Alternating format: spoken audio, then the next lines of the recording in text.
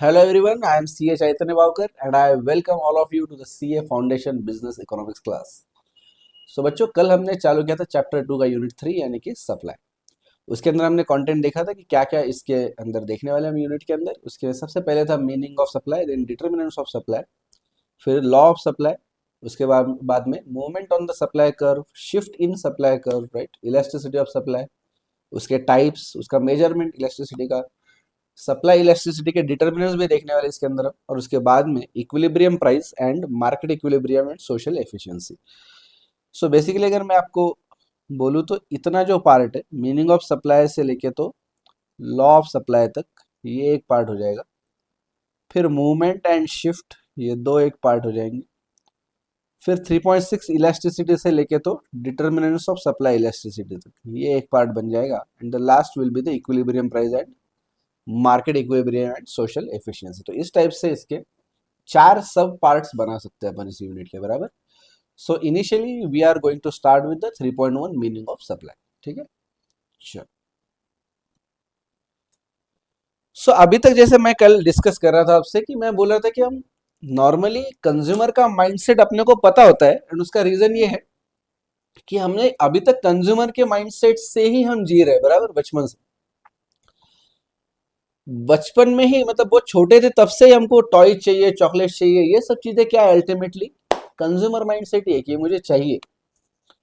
तो धीरे धीरे अपन ना उससे वाकिफ हो गए, अभी सब कुछ पता है अपने को, ये बहुत जल्दी जल्दी समझ आ जाता है। बट यहाँ पे थोड़ा सा डिफरेंट है, यहाँ पे हमको सप्लायर का माइंडसेट समझना है, जो दुकान डाल के बैठा है, जो फैक्ट्री डाल के बैठा है, जिसको माल बना के बेचना है, उसका माइंडसेट यहाँ पे समझना है अपने को, वहां पे आएगा ये सप्लाई। ओके, चलो।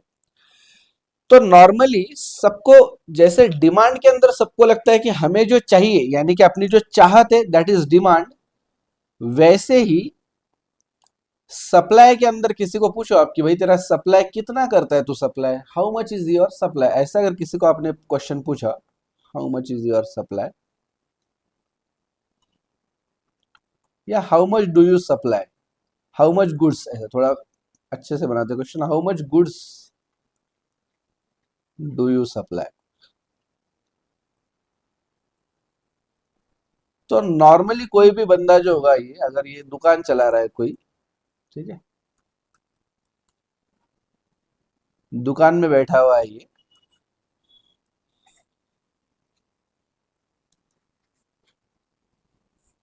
मान लो ये इसका दुकान है, ये यहाँ से बाहर आया और इसने, इसको आपने पूछ लिया भाई तू आज बैठ के कितना सप्लाई किया, माल का कितना सप्लाई किया। कोई भी सप्लाई को किसके साथ जोड़ देता है पता है आपको? वो जोड़ देते सेल के साथ में, कितना माल बेचा। इवन एक फन फैक्ट बताता हूँ मैं आपको, जीएसटी के अंदर सप्लाई ही बोला गया है सेल को। जीएसटी जो एक्ट है, आपको आगे चल के सीखना है ना, अभी फाउंडेशन में तो नहीं है, बट सीए इंटर करोगे तो सीए फाइनल उसके अंदर ये बहुत ज्यादा रहेगा। तो जीएसटी के अंदर भी सेल, मतलब सप्लाई ही बोला गया है सेल को। जीएसटी के अंदर सेल ये वर्ड यूज नहीं किया, उन्होंने बोला आउटवर्ड सप्लाई, आउटवर्ड यानी कि बाहर कितना जा रहा है माल, मतलब सेल। तो नॉर्मली सबको लगता है कि सप्लाई मतलब, सॉरी, सेल मतलब सप्लाई है, सेल मतलब ही सप्लाई है, और सप्लाई मतलब ही सेल। तो इसके कारण क्या होता है, किसी को भी आप पूछेंगे कि तूने कितना सप्लाई किया, तो वो जाके उसका सेल्स रजिस्टर या सेल्स बिल निकालेगा, वो उसकी टोटल मारेगा, इसकी टोटल आ गई समझ लो 5 लाख रुपए का माल बेचा है उसने, बोलेगा देख बेटा मेरा सप्लाई जो है वो 5 लाख रुपए का है। कितने पीरियड में है उसका? मान लो 1 मंथ, एक महीने का उसका सप्लाई 5 लाख, ठीक है। अभी इस बंदे को पूछो आप, भैया अगर आपके पास एक्स्ट्रा 2 लाख का कस्टमर आ जाता, ठीक है, आप इसको पूछ रहे, भैया आपके पास एक्स्ट्रा 2 लाख का कस्टमर अगर आ जाता तो क्या आप ये माल बेचते या ना बेचते? उसने बोला हाँ जरूर बेचते भाई, हमने ये माल कोई घर पे लेके जाने के लिए थोड़ी रखा है यहाँ पे, राइट, ये माल तो हमने बेचने के लिए रखा है, तो ऑब्वियसली अगर कोई कस्टमर आता तो हम जरूर बेचते। इसका मतलब आप बोल रहे भैया आपको कितना बेचने की चाहती है, 2 लाख आप बेच सकते थे? बोलेगा हाँ मैं बेच सकता था। बोलेगा माल था क्या आपके पास? बोल रहे हाँ, नहीं इतना बड़ा देख रहे हो गोडाउन पीछे, इतना बड़ा माल है मेरे पास, कोई टेंशन नहीं है, 2 लाख का कस्टमर आता तो बेच देता हूँ। आप बोलते क्या प्राइस पे बेचते हैं, मान लो उसका जो भी क्वांटिटी होगा, जो भी होगा, समझो दाल गेहूं चावल जो बेच रहा होगा, मान लो 50 रुपए पर केजी से। तो आपने बोला ये प्राइस ऑफर कर रहा है, मेरा एक दोस्त है वो 50 रुपए पर केजी में परचेस करना चाहता है 2 लाख रुपए का माल, आप बेचोगे या नहीं? उसने बोला हाँ बेचूंगा मैं। उसने बोला हाँ मैं बेचूंगा, हाँ मैं बेचूंगा, हाँ मैं बेचूंगा। आपको उसने पूछा क्या बेचने के लिए आपके पास पावर है? जैसे कंज्यूमर को आप पूछ रहे थे कि आपके पास परचेसिंग पावर है क्या भैया, परचेसिंग पावर मतलब क्या, जेब में पैसा है क्या, पैसा, या सिर्फ दिल में चाहत है कि हाँ ये प्रोडक्ट चाहिए। राइट, कंज्यूमर को क्या पूछ रहे थे, whether you do you have the ability to pay. वैसे सप्लायर को पूछना पड़ेगा whether do you have the ability to supply, यानी कि आपके पास मटेरियल है क्या, आपके पास गुड्स है क्या अवेलेबल, क्या आप सेल कर सकते हो, क्या आप बेचना चाहते हो। चाहता कौन नहीं है, हर एक बेचना चाहता है। किसी ने भी दुकान डाला है मार्केट में, वो बेचना चाहता है। कपड़ा खरीदने जाओ या ऐसा कोई टी शर्ट वगैरह परचेस करने जाओ, दुकान में लगा होगा 500 रुपए में 2 टी शर्ट, बार्गेनिंग करना चालू करो, 500 में 3 दे दो। अरे नहीं भैया 500 में 2 देंगे। आप बोलो नहीं नहीं मुझे 3 चाहिए, बोलेगा नहीं नहीं 2 दे सकता हूँ मैं। आप बोला नहीं नहीं मेरे को तो 500 में 3 चाहिए, वो बोलेगा एक काम करते 450 में 2 लेके जाओ बस, या फिर एक काम करो 700 रुपए में 3 लेके जाओ। आप बोल रहे नहीं नहीं मुझे तो 500 में ही 2 चाहिए, लूंगा तो 500 में दो वरना नहीं लूंगा। आधे घंटे बार्गेनिंग करा आपने, मान ही नहीं रहे हो, बाकी कस्टमर्स आ रहे, शॉप ओनर भी परेशान हो गया, दुकानदार भी परेशान हो गया, वो बोल रहे नहीं बेचना है भैया मुझे, आप जाओ। करेक्ट, आप जाओ। मतलब क्या हो गया, विलिंगनेस टू सप्लाई नहीं है, उसके पास माल है पड़ा हुआ, बहुत सारा माल है, 1000 1500 टी शर्ट्स पड़े हुए उसके पास में, बट वो बेचने को रेडी नहीं, क्यों? क्योंकि आप जो प्राइस ऑफर कर रहे हैं उसके लिए वो रेडी नहीं है। मतलब विलिंगनेस टू सप्लाई किस पे डिपेंडेंट है, विलिंगनेस टू सप्लाई डिपेंडेंट है प्राइस के ऊपर। तो दो चीजें आएंगी यहाँ पे, सप्लाई है या नहीं, what is the meaning of supply in economics. Meaning of supply in economics रहेगा दो चीजों के बेस पे। मैं बोल रहा हूं अपने एग्जाम्पल में गेहूं के 50 रुपए पर केजी में लेने के लिए रेडी है बंदा, 50 रुपए पर केजी, क्या आप बेचना चाहते हो? उसने बोला हाँ मैं बेचूंगा, हाँ मैं बेचूंगा। So what, willing to supply, willing to supply. आपने बोला लेकिन आपके पास माल है क्या भाई, वो तो आ जाएगा पैसे लेके, फिर आप बोलोगे रोना चालू कर दो कि अरे इतना माल मेरे पास नहीं है, अभी अभी बेचा है, अभी मंगाया है, 2 दिन के बाद में ऑर्डर दिया है मैंने, 2 दिन के बाद में माल आएगा। उसने बोला नहीं गोडाउन में माल है, उसने क्या बोला, गोडाउन में माल है। इसका मतलब ability to, ability to supply, ability to supply. अभी आप बोलोगे सर हमने डिमांड के अंदर और एक देखा था, डिजायर डिजायर डिजायर, ये यहाँ पे है या नहीं डिजायर? अबे डिजायर की बात ही नहीं है ठुल्लो, वो दुकान डाल के बैठा है ना, मतलब उसको बेचना ही है। अगर उसको बेचना नहीं रहता तो दुकान क्यों डाल के बैठता हो? तो डिजायर है ही, दुकान डाल के बैठेगा तो उसको बेचना है ही, बेचने के लिए बैठा है वहां पे। लेकिन अभी सिर्फ वो दो चीजें देखेगा कि सामने वाला बंदा मेरे प्राइस में लेने के लिए रेडी है या नहीं, और उतना माल मेरे पास है या नहीं, मतलब ability to supply and willingness to supply. अगर उतना है तो that is called effective supply. उसके बाद में उसका माल बेचा जाए या नहीं, सेल हो या ना हो, सप्लाई तो रहेगा ही, इफेक्टिव सप्लाई, इफेक्टिव सप्लाई तो रहेगा ही। तो इफेक्टिव सप्लाई के लिए क्या दो चीजें चाहिए मुझे, इफेक्टिव सप्लाई के लिए मुझे चाहिए एक विलिंग टू सप्लाई, या विलिंगनेस करो, विलिंगनेस टू सप्लाई, और दूसरा चाहिए मुझे एबिलिटी टू सप्लाई। बराबर, willingness to supply and ability to supply. अगर ये दो चीजें मेरी हो जाती है कंप्लीट, तो फिर मैं इसको बोलूंगा ये मेरा इफेक्टिव सप्लाई है। मान लो एक चीज, मान लो कि मैं एक दुकान डाल के बैठ गया, ठीक है,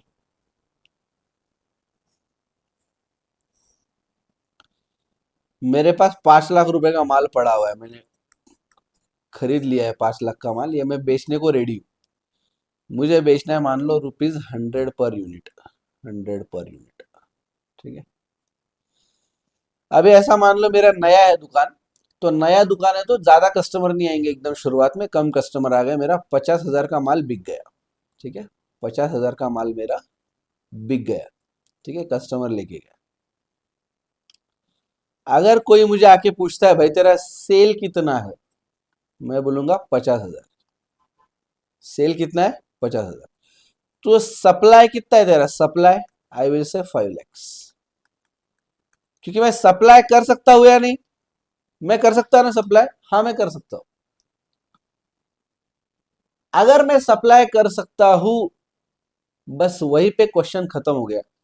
बेचा गया या नहीं माल, वो मुझे देखने की जरूरत नहीं है। I just have to check कि वेदर आई एम रेडी, मतलब whether I am willing to supply, whether I am able to supply. बाद में वो ट्रांजैक्शन होता है या नहीं, वो आगे की चीज। हमने डिमांड के अंदर भी देखा, डिजायर है, एबिलिटी टू पे है, विलिंगनेस टू पे है, इफेक्टिव डिमांड। आप जाके बाद में परचेस कर रहे हो नहीं कर रहे हो, मार्केट में वो चीज अवेलेबल है नहीं। ठीक है, आपको आईफोन लेना है, आप आईफोन 15 वो अवेलेबल है यूएस में, नया नया लॉन्च हुआ, मान लो आईफोन 15 प्रो, या आगे चल के आईफोन 16 आ जाएगा। अब शुरुआत में पहले दिन वो सब जगह तो लॉन्च नहीं करेंगे, उन्होंने लाया यूएस में। अभी आपको इंडिया में बैठ के आपके पास पैसे है 2 लाख रुपए, आपने बाजू में निकाल के रखी कि ये मैं आईफोन 16 के लिए ही है मेरे पास, बराबर। लेकिन वो फोन अभी इंडिया में बेच ही नहीं रहे वो लोग। फिर भी आपकी डिमांड पे कोई असर पड़ता है क्या? आप बोलते हो डिमांड तो है, क्योंकि I have the desire for iPhone 16, I have the ability to pay, and I have the willingness to spend. क्या? आई हैव विलिंगनेस टू पे। तो इफेक्टिव डिमांड है। तो आपने ये देखा क्या कि इंडिया में वो अवेलेबल है या नहीं? नहीं देखा आपने, राइट। वैसे ही इन द सेम वे यहाँ पे आपको ये नहीं देखना है कि कंज्यूमर आ रहे हैं क्या, परचेस कर रहे हैं क्या, एक्चुअल में सेल कितना हो रहा है, कितना पैसा आ रहा है, कितना माल सही में बिक रहा है, कितना सिर्फ बार्गेनिंग हो रहा है, कितना निगोशिएशन, कुछ नहीं देख रहा है। You just have to see two things, whether you are willing to supply, whether you are able to supply. अगर है तो इफेक्टिव सप्लाई है, वरना नहीं। समझ आ गया आपको? चलो फिर हेडिंग डालते हैं, 3.1 लिखो। 3.1,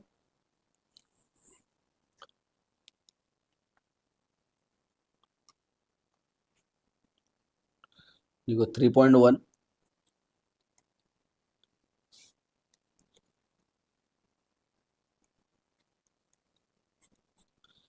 meaning of supply. Meaning of supply, ठीक है। चलो लिखो इसके अंदर। समझ तो आ गया ना आपको? अभी मेरे साथ भी लिखा तो भी चल जाएगा, right.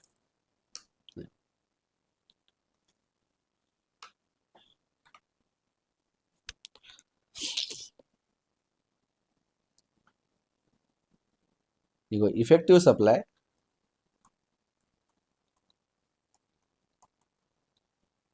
Effective supply is the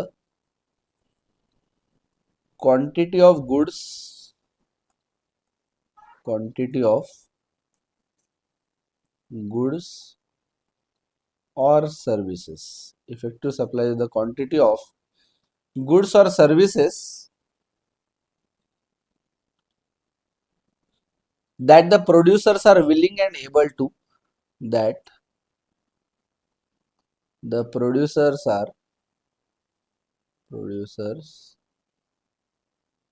that the producers are willing and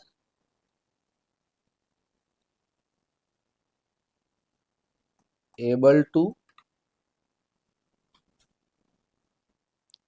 offer to the market, willing and able to offer to the market at various prices, at various prices। ये प्रोड्यूसर्स में ठीक से लिख लेता हूँ थोड़ा सा, at the producers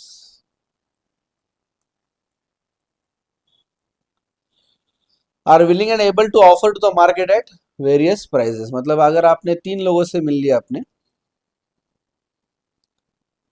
ठीक है, एग्जाम्पल लिखो। एग्जाम्पल, ए से मिले आप। ए को आपने पूछा कि भाई तू कितना माल बेच सकता है, उसने बोला कि मैं 10,000 kg बेच सकता हूँ, 10,000 kg। At what price? At ₹50 per KG, पर केजी।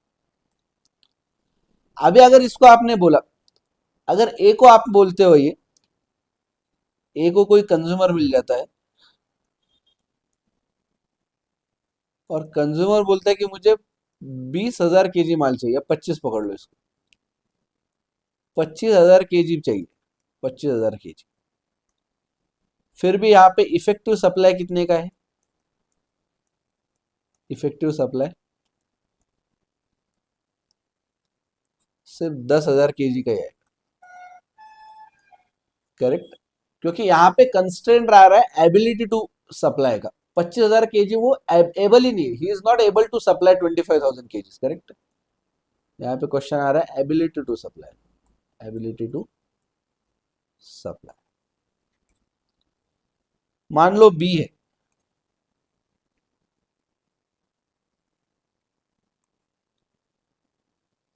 ये 500 लीटर ऑयल बेच सकता है एक दिन के अंदर, 500 लीटर ऑयल एट रुपीज 150 पर लीटर, पर लीटर। इसके पास कंज्यूमर गया, वो बोल रहा है मैं तेरा सारा सारा का सारा 500 लीटर ऑयल परचेस करता हूँ, but I want it at rupees 125 per litre. B does not agree with this, B does not agree. अभी क्या हो गया? इफेक्टिव सप्लाई है या नहीं? इफेक्टिव सप्लाई है या नहीं? बोलो, इफेक्टिव सप्लाई है या नहीं? कुछ बच्चे बोल रहे हाँ है, कुछ बच्चे बोल रहे ना नहीं है, दोनों भी। इफेक्टिव सप्लाई है भी और नहीं भी। अरे ये कैसे हो सकता है? अगर मैं आपको पूछूं यहाँ पे इफेक्टिव सप्लाई है या नहीं, तो आप बोलोगे सर ये हमारे लिए इनकम्प्लीट इंफॉर्मेशन। ये क्या है हमारे लिए? Incomplete information. आपको हमें बोलना पड़ेगा effective supply at what price. मैं बोल रहा हूँ इफेक्टिव सप्लाई एट रुपीज 150 है क्या? आप बोलोगे yes, it is effective supply, effective supply. मैंने बोला इफेक्टिव सप्लाई एट रुपीज 125 है क्या? आप बोलोगे no, not effective supply. Why not? Why not? Because supplier is not willing to supply, supplier is not willing to supply at rupees 125 per litre. तो यहाँ पे दिक्कत है विलिंगनेस की। उसके पास एबिलिटी टू सप्लाई है क्या अभी? Yes, he has the ability to supply, but now he has the problem of willingness. वो बोल रहा है 125 में नहीं बेचना है मेरे को बेचना है 150 रुपए का। अब 150 रुपए का बेचना है तो 150 रुपए में इफेक्टिव सप्लाई है। अगर बोलता है मेरे पास कोई 150 रुपए में खरीदने को आया, मैं उसको जरूर बेचूंगा, कोई प्रॉब्लम नहीं। बट हाँ, अगर आप बोल रहे हो 125 रुपए में चाहिए, तब नहीं मिलेगा आपको। तो 125 रुपए में इफेक्टिव सप्लाई है क्या? ना, नहीं। 150 रुपए में है क्या? जरूर है। सो supply depends on the price offered, correct. तो अलग अलग प्राइस पॉइंट पे सप्लाई अलग अलग रहेगा। गेटिंग मी और नॉट? यस। तो डिमांड के जैसे ही मुझे बताओ, मुझे सप्लाई भी यहाँ पे प्राइस के साथ में बोलना पड़ेगा क्या बच्चों? यस। आपको सिर्फ ये बोल के मतलब नहीं है कि मैं इतना सप्लाई कर रहा हूँ, 50,000 kg सप्लाई कर रहा हूँ, 10,000 लीटर सप्लाई कर रहा हूँ, 5 यूनिट सप्लाई कर रहा हूँ, 10 यूनिट सप्लाई कर रहा हूँ, 10 ट्रक सीमेंट, 10 ट्रक ये सीमेंट सप्लाई कर रहा हूँ। ये सिर्फ बोल के मतलब नहीं है। आपको इसके साथ में ये भी बोलना पड़ेगा कि कितने प्राइस पॉइंट पे और कितने पीरियड में, जैसे डिमांड को बोलते थे अपन। तो supply is also supply supply also needs to be represented with the two things, एक प्राइस, दूसरा टाइम पीरियड। ओके, तो लिखो आगे चल।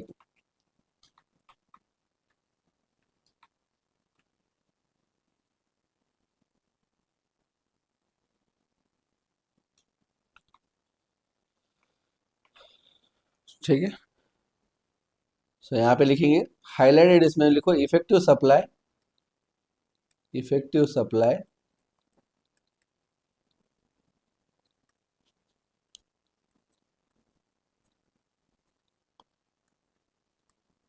मस्ट बी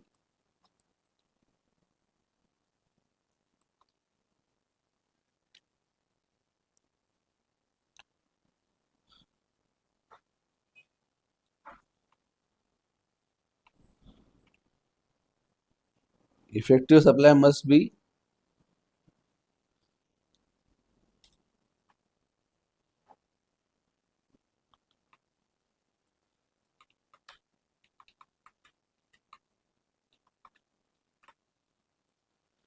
देखो effective supply must be expressed, effective supply must be expressed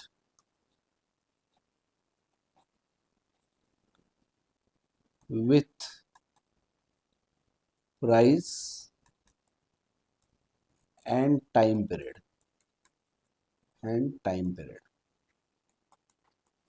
मतलब ही effective supply is equal to, देखो effective supply is equal to quantity plus price plus period. इसका एग्जांपल लिखेंगे,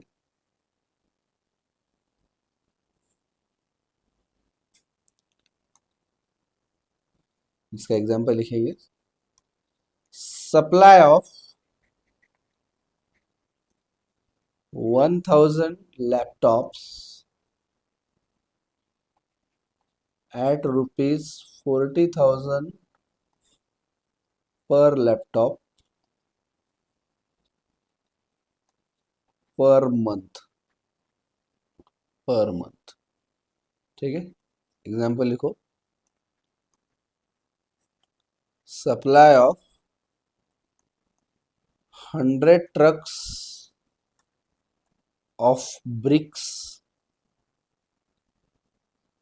at rupees 70,000 per truck per month, बराबर। चलो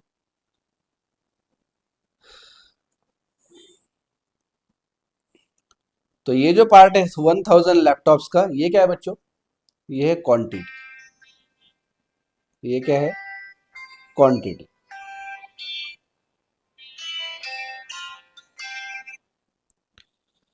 ये ₹40,000 जो है ये क्या है प्राइस, और ये पर मंथ क्या है time. In the same way ये 100 ट्रक्स क्या है क्वांटिटी, ये ₹70,000 पर ट्रक क्या है प्राइस, और ये पर मंथ क्या है मेरा पीरियड, राइट। तो supply is also a flow concept just like demand. ये भी ऐसा कोई वन टाइम ट्रांजेक्शन नहीं है कि आपने एक बार सप्लाई कर दिया खत्म हो गया, ऐसा कुछ नहीं होता। फिर वो एक्चुअली फिर वो सेलर है ही नहीं। जैसे किसी का घर होगा जहाँ पे वो रहता है, वो उसको बेचना है, अपना घर बेच के उसको शिफ्ट होना है कहीं और, तो उसने एक बार बेचा, वो दूसरी जगह गया, वो उसका कोई बिजनेस नहीं है ना, उसको घर बेच के खरीदना ये कोई उसका बिजनेस नहीं है, बराबर।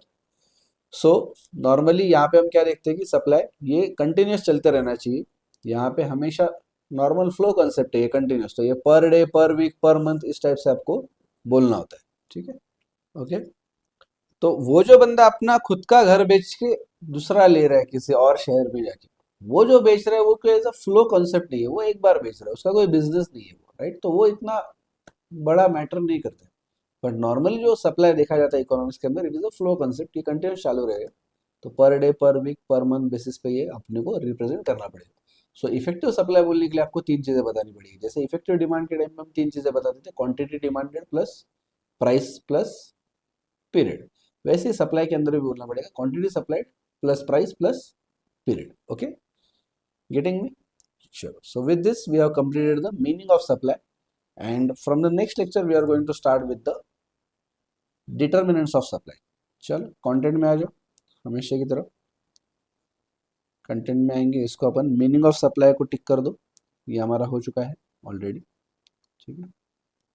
हाँ सिर्फ एक बात है कि ये जो वीडियो था हमारा, मतलब ये 30 मिनट्स का भी नहीं हुआ है, उससे भी छोटा है, तो please go and watch the next video as well. तो आज ही देखो वो, उसके अंदर आपको ज़्यादा ये नहीं करना है, टाइम नहीं डालना है। तो आज का वीडियो होने के बाद में तुरंत डिस्क्रिप्शन में जाओ और तुरंत की तुरंत नेक्स्ट वीडियो में देख के वो भी देख लो। तो आज आपने दो वीडियो देखना चाहिए। जो नेक्स्ट वीडियो है वो हमने इसी तरह से बनाया है कि वो आपका मतलब छोटा बना है वो, 15-20 मिनट का, 20 मिनट का ही होगा वो, लगभग 15 से 20 मिनट का। तो ये 2 वीडियोस आप आज देखने वाले हो, ठीक है। चलो फिर मिलते हैं नेक्स्ट वीडियो में, और तुरंत मिलेंगे। Go in to the description box and click the link for the next video, okay. चलो कम ऑन, मिलेंगे नेक्स्ट वीडियो में। Bye bye.